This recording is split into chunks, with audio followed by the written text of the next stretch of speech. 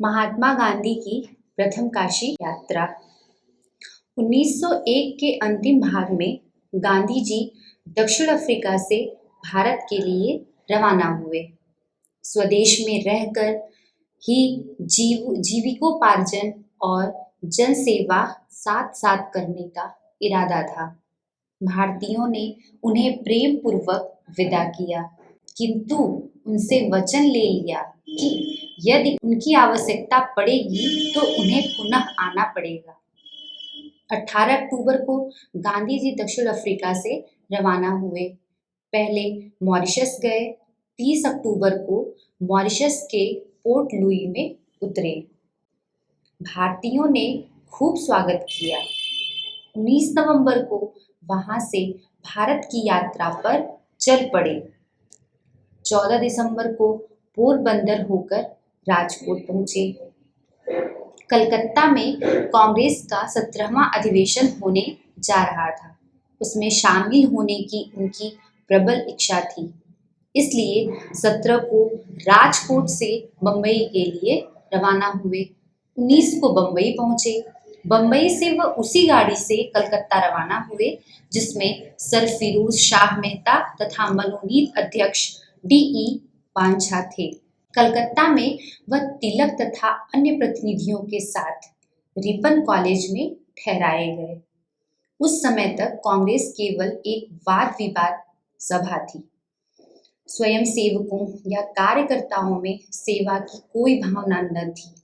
गांधी जी ने कार्यालय को अपनी सेवाएं दी और गंदगी देख कई बार स्वेच्छा से भंगी का काम भी किया। 23 तारीख से बिडेन स्क्वायर में सुसज्जित पंडाल में कांग्रेस का अधिवेशन आरंभ हुआ और 27 दिसंबर तक चलता रहा। गांधी जी 5 मिनट के लिए बोले और उनका दक्षिण अफ्रीका संबंधी प्रस्ताव पास हो गया। यहाँ गांधी जी गोखले के निकट संपर्क में आए और सदा के लिए उनके भक्त हो गए। प्रायः 1 मास तक कलकत्ता में रहकर विभिन्न नेताओं से परिचय और संपर्क स्थापित करते रहे। वहीं प्रसिद्ध रसायन शास्त्री डॉक्टर प्रफुल्ल चंद्र राय से परिचय हुआ।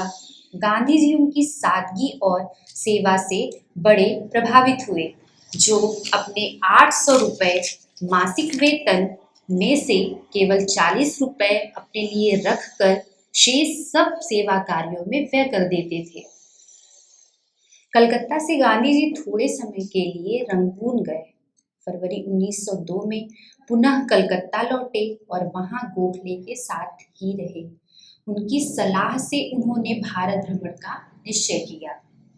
भारतीय जनता की ठीक ठाक दशा जानने के लिए उन्होंने तीसरे दर्जे में यात्रा करने का संकल्प लिया। गोखले ने उन्हें पूरी मिठाई भरा एक टिफिन बॉक्स दिया।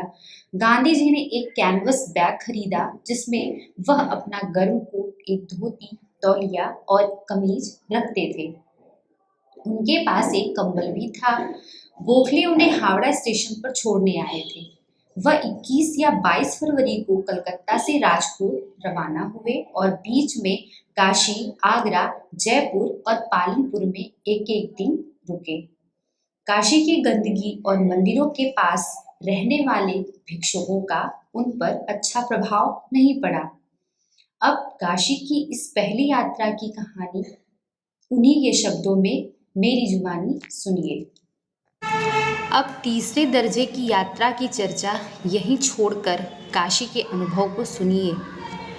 सुबह मैं काशी उतरा। मैं किसी पंडे के यहाँ उतरना चाहता था। कई ब्राह्मणों ने मुझे चारों ओर से घेर लिया। उनमें से जो मुझे साफ सुथरा दिखाई दिया उसके घर जाना मैंने पसंद किया। मेरी पसंदगी ठीक निकली। ब्राह्मण के आंगन में गाय बंधी थी। घर 2 मंजिला था। ऊपर मुझे ठहराया। मैं यथाविधि स्नान करना चाहता था और तब तक निराहार रहना था। पंडे ने सारी तैयारी कर दी। मैंने पहले से कह रखा था कि 1.25 रुपये से अधिक दक्षिणा मैं नहीं दे सकूँगा, इसलिए उसी योग्य तैयारी करना। पंडे ने बिना किसी झगड़े के मेरी बात मान ली। कहा, हम तो क्या गरीब और क्या अमीर सबसे एक सी ही पूजा करवाते हैं। यजमान अपनी इच्छा और श्रद्धा के अनुसार जो दक्षिणा दे दें वही सही। मुझे ऐसा नहीं मालूम कि पंडे ने पूजा में कोई कोर कसर रखी हो। 12 बजे तक पूजा स्नान से निवृत्त होकर मैं काशी विश्वनाथ के दर्शन करने गया, पर वहाँ जो कुछ देखा उससे मन में बड़ा दुख हुआ। अब गांधी का काशी विश्वनाथ दर्शन। सन 1891 ईस्वी में जब मैं बम्बई में वकालत करता था, एक दिन प्रार्थना समाज मंदिर में काशी यात्रा पर एक व्याख्यान सुना था। इसलिए कुछ निराशा के लिए तो वहीं से तैयार हो गया था, पर प्रत्यक्ष देखने पर जो निराशा हुई वह तो धारणा से अधिक थी। संकरी फिसलनी गली से हार कर जाना पड़ता था। शांति का कहीं नाम नहीं। मक्खियाँ चारों ओर भिनभिना रही थीं। यात्रियों और दुकानदारों का हो हल्ला असह्य मालूम हुआ।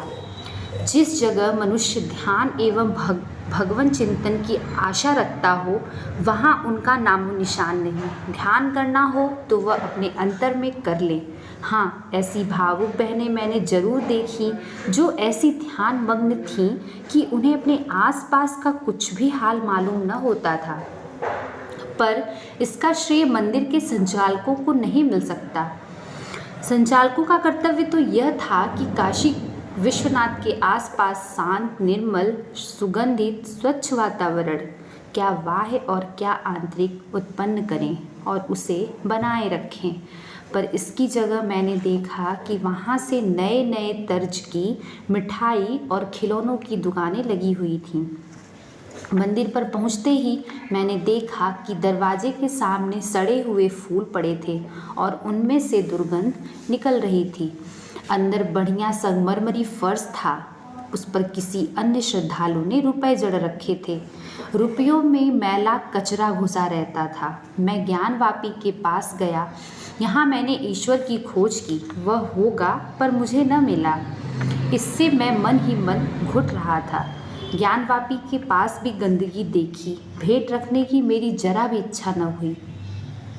इसलिए मैंने तो सचमुच ही एक वहाँ पाई चढ़ाई। इस पर पंडा जी उखड़ पड़े। उन्होंने पाई उठाकर फेंक दी और 2-4 गालियाँ सुनाकर बोले, तू इस तरह अपमान करेगा तो नरक में पड़ेगा। चुप रहा।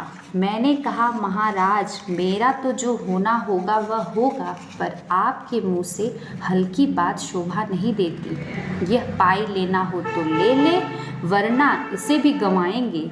जा, तेरी पाई मुझे नहीं चाहिए। कहकर उन्होंने ज़्यादा भला बुरा कहा। मैं पाई लेकर चलता हुआ। मैंने सोचा कि महाराज ने पाई गंवाई और मैंने बचा ली, पर महाराज पाई खोने वाले न थे। उन्होंने मुझे फिर बुलाया और कहा, अच्छा रख दे, मैं तेरे जैसा नहीं होना चाहता। मैं न तो तेरा बुरा होगा। मैंने चुपचाप पाई दे दी और एक लंबी सांस लेकर चलता बना। इसके बाद भी 2 बार काशी विश्वनाथ गया हूँ, पर वह तो तब जब महात्मा बन चुका था। इसलिए 1902 के अनुभव भला कैसे मिलते। खुद मेरे ही दर्शन करने वाले मुझे क्या दर्शन करने देते।